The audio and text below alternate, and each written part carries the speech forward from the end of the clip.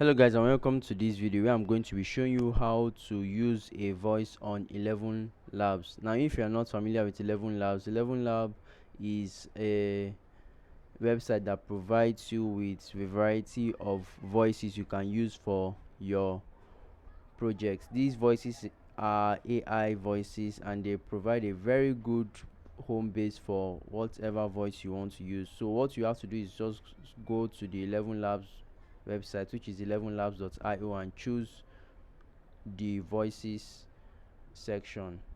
Now